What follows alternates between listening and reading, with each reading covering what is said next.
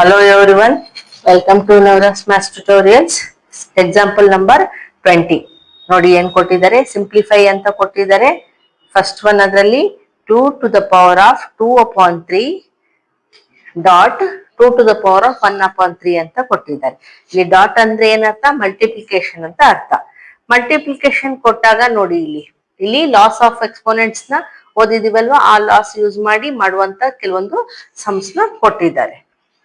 ಇಲ್ಲಿ same base ಇದ್ದು powers ನ ನಾವೇನ್ ಮಾಡ್ತೀವಿ ನೋಡಿ, ಯಾವ ಲಾ ಅಪ್ಲೈ ಆಗುತ್ತೆ ಇಲ್ಲಿ, a to the power of m into a to the power of n. Base same ಇದ್ದು ಮಲ್ಟಿಪ್ಲಿಕೇಶನ್ ಇದ್ರೆ ಪವರ್ಸ್ ನ ಏನ್ ಮಾಡ್ತೀವಿ, ಆಡ್ ಮಾಡ್ತೀವಿ, a to the power of m plus n. So ಈ ಲಾ ಇಲ್ಲಿ ಯೂಸ್ ಮಾಡ್ಬೋದು, ಯಾಕಂದ್ರೆ ಇಲ್ಲಿ ಡಾಟ್ ಇದೆ ಅಂದ್ರೆ ಮಲ್ಟಿಪ್ಲಿಕೇಶನ್ ಅಂತ ಅರ್ಥ. So 2 to the power of 2 upon 3 plus 1 upon 3 ಅಲ್ವಾ. ಈಗ next step, base as it is ಇಟ್ರಿ.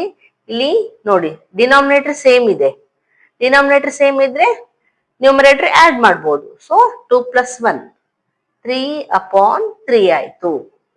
ಈಗ 3 upon 3 ಅಂದ್ರೆ ಏನು, ಕ್ಯಾನ್ಸಲ್ ಮಾಡ್ಬೋದಲ್ಲ, 3 1 3. ಸೊ ಏನಾಗತ್ತೆ, 2 to the power of 1 ಬಂತು. 2 to the power of 1 ಅಂದ್ರೂ ಒಂದೇ, 2 ಅಂದ್ರೂ ಒಂದೇ. Is the answer.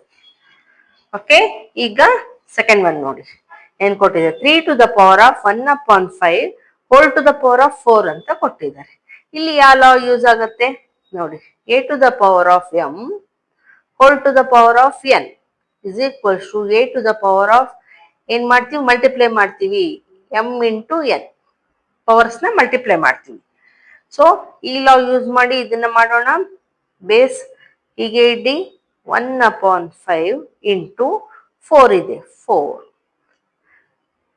Next step 3 as it is base.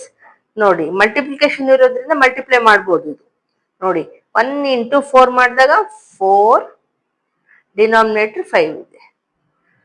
ಇದಕ್ಕೆ ಇನ್ನೂ ಸಿಂಪ್ಲಿಫೈ ಮಾಡಕ್ಕಾಗಲ್ಲ. So this is the answer.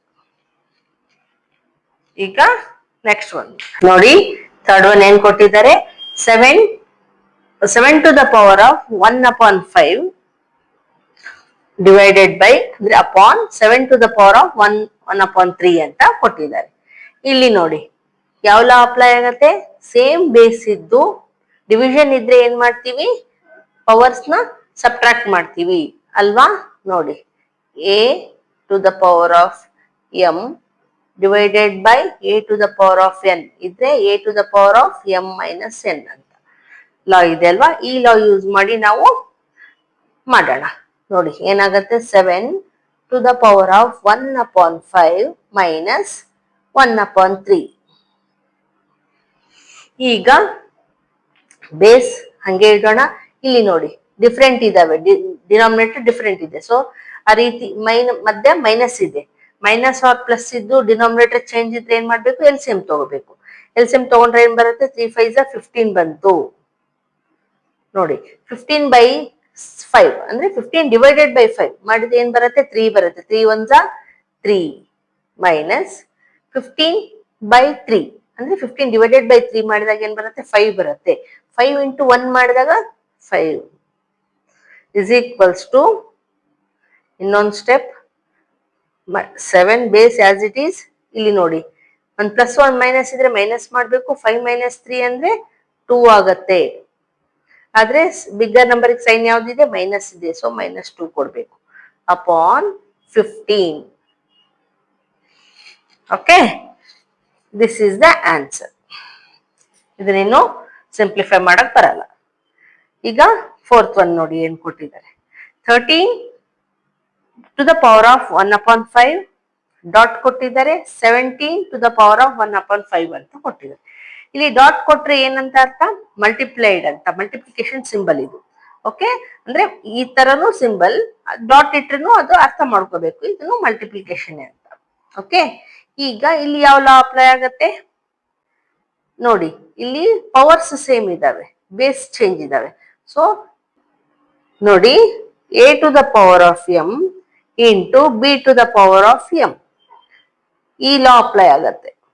Okay, a into b whole to the power of m ಆಗತ್ತೆ ಅಂದ್ರೆ ಪವರ್ಸ್ ಸೇಮ್ ಇದ್ದು ಬೇಸ್ ಚೇಂಜ್ ಇದ್ರೆ ನಾವು ಕಾಮನ್ ಪವರ್ ಹಾಕ್ತಿವಿ, a into b whole to the power of m ಅಂತ ಬರೀತೀವಿ. So ಅದ ಈ law use ಮಾಡಿ ಮಾಡೋಣ. 13 into 17 whole to the power of 1/5. ಈಗ ಇದನ್ನ ಮಲ್ಟಿಪ್ಲೈ ಮಾಡಬೇಕು. 17 into 13. 13 7s are 91. 13 1s are 13 plus 9. 9 plus 3 12. 1 plus 1 2. ಏನ್ ಬಂತು? 221 ಬಂತು. So 221 to the power of 1/5. Okay, ಇದನ್ನ ಬರೀಲೇಬೇಕು ಕಂಪಲ್ಸರಿ. ನೋಡಿ, this is the answer. Okay, ಈಗ ಎಲ್ಲ ಎಕ್ಸಾಂಪಲ್ಸು ಮುಗೀತು, ಎಕ್ಸಸೈಸ್ ಮುಗೀತು. ಈಗ ನೆಕ್ಸ್ಟ್ ಚಾಪ್ಟರ್ ಮಾಡೋಣ.